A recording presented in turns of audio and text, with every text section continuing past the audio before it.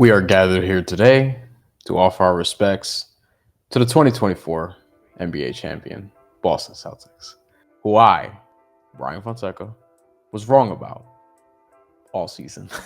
I don't know about all season because I did acknowledge that they were very good, but just wasn't sure if the value was appropriate, if we thought they were overrated, or what was going on with the metrics throughout the course of the season. But we're here to talk about what this experience taught us, because they had a lot of doubters despite their dominance over the course of their season, hand up, myself included. And some people still won't give them credit for winning the championship because of the path that they went on. So let's talk about the major three things that personally stood out to me about this experience and the Celtics winning the 2024 NBA Championship. Lesson number one: basketball, still a team sport. We love stars. Y'all love stars especially. The super team era has also evolved into not just having three all NBA caliber players on your team, but having a nucleus around just two high-level stars. Wherever you have Jaylen Brown and Jason Tatum, they're two of the top 10, 12, 15, whatever players in the NBA, but they're both all-stars, all NBA caliber, franchise cornerstones, things of that nature, two of the best wings, two peak Paul George type players, which is really, really, really good. And then around them, you have Derek White and Jrue Holiday, maybe the two best perimeter defensive guards in the NBA. Kristaps Porzingis, his rim protection's been underrated probably throughout the course of his career, and his stretchability at 7'3" to shoot 28 footers, 30 footers, and add multiple dimensions to the team's offense and defense, and was a buy low candidate in the summer because we were all worried about, hey, how are they going to fill Marcus Smart's void? And they did it with Jrue Holiday, who's a better version of Marcus Smart. You also have the perfect veteran complementary player, glue guy on this team in Al Horford, who can play with basically anybody on the roster, any given lineup, and at any given moment, who can do whatever you need in any particular game. Like, he is a Swiss Army knife still at 38 years old, 17 years in the NBA, finally gets his first ring. And he was an integral part of that roster, especially when Porzingis went down. But not only that, because he was important when Porzingis was there as well. Sam Hauser, coming off the bench, he can shoot the shit out of the ball. That's why he's in the NBA. Like, you go up and down the roster, they're not 1 to 10 super deep. Doesn't matter in the playoffs. You just need to be able to trust 7 or 8 guys. Peyton Pritchard, throw him in there as well. We saw some Xavier Tillman. Like, you have guys that you could trust in spurts, but ultimately, if this is a super team, it's because it's a super team. And ultimately, to win in this NBA, in this modern NBA, and pretty much always has been the case, is you need great teams. You need two great players, great team around them who can win in a number of different ways. The Celtics can beat you any number of ways. They could beat you in a low-scoring game. They could beat you in a high-scoring game. They could beat you when they're shooting 50% from three. They could beat you when they're shooting 28% from three because their defense is so good. Like, they can win in a myriad of ways because they have so many guys on their team that can play both sides of the ball, that are switchable, that are complementary. This is how you win in basketball now, and it always has been the case. You can't just win it one way, especially not in today's NBA where the talent is so evenly distributed across the league and the talent is so good compared to where we're used to seeing it over the course of history. Lesson number two: past failures are just past failures. The reason why this one is important is because people like me held against them, hey, you guys failed a lot.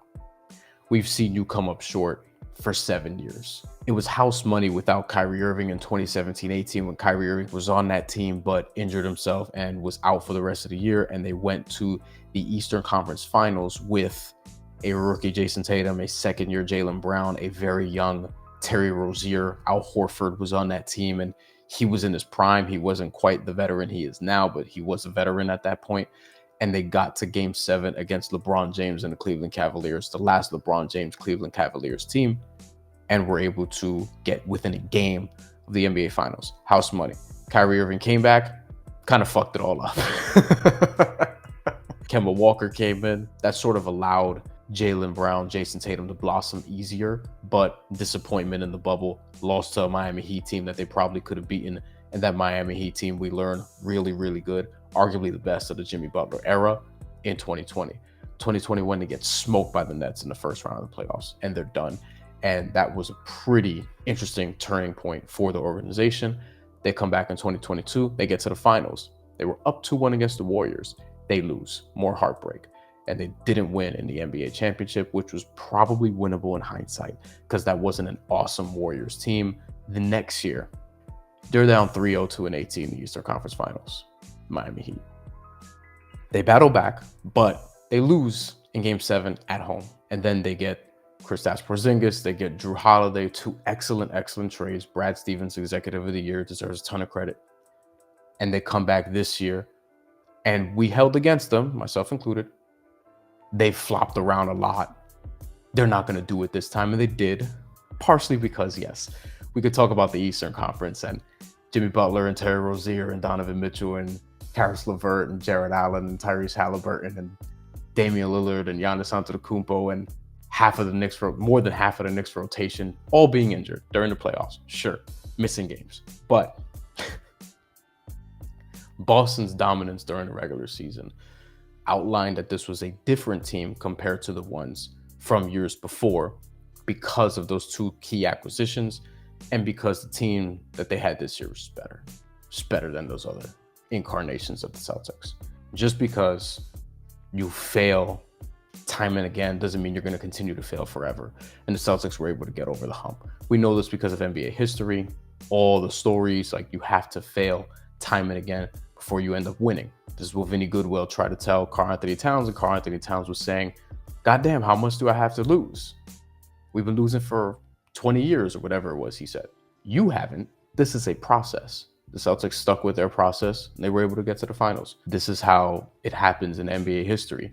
You have to learn from your heartbreak. Some teams never do. Some teams get to the finals and never get back. Oklahoma City. Boston got back, and they won the championship. Lesson 3, just the importance of resume. Didn't really want to buy totally into it because, let's be honest, the Celtics earned our skepticism because there were times this year where they would squander leads. There were times this year where they would have silly losses.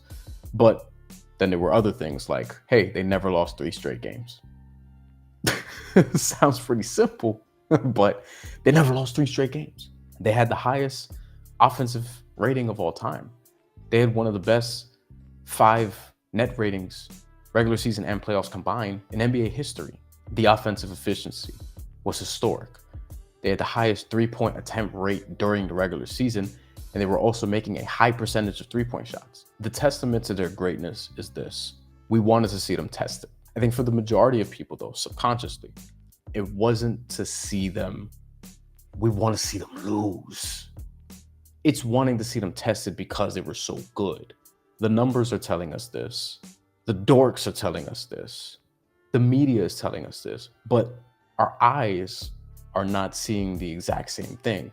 Let's actually see it in a playoff series against a healthy Jimmy Butler who has conquered them multiple times over the last few seasons. Let's actually see it in a playoff series potentially against a healthy Giannis Antetokounmpo and Damian Lillard with Doc Rivers as a head coach. Interesting storyline there. Would have been. Let's see them against the Knicks team that is tough. That's everything if you're a Celtics fan you don't want to see in the playoffs. Everything. But they run healthy. The Heat run healthy. The Bucks run healthy. The Indiana Pacers, let's get serious. The Cleveland Cavaliers, let's get serious, even if they were healthy. But maybe they push that to 6 and make it interesting. So it's wanting to see them tested. And even in the NBA Finals, I really like the Dallas Mavericks in general as a basketball team. I had future on them to win the Western Conference after the trade deadline. But matchup-wise, the Denver Nuggets would probably be more of an issue for the Boston Celtics. They beat Dallas. They were 16-3 in the playoffs. Are they all-time great? I don't know. I think they were all-time dominant. I think they were all-time dominant this season. All-time great. We'll see, because they're going to keep this core together. We'll see what they do next season. They're already the favorites to win in 2025, but because of what they did, a lot of teams are going to be gunning at their neck, and it should be a very, very, very fun summer as a result. That's all we have for today. Again, respect to the Boston Celtics. Make sure that you catch up on my videos on this channel. Starting to post here more, experimenting with covering different subjects, mostly basketball and combat sports, but we can venture out and do some other things as well. Let me know if you have any requests, and please do catch up on what I'm doing. Really, really appreciate it. Take care. We'll talk again soon. Thank you for watching.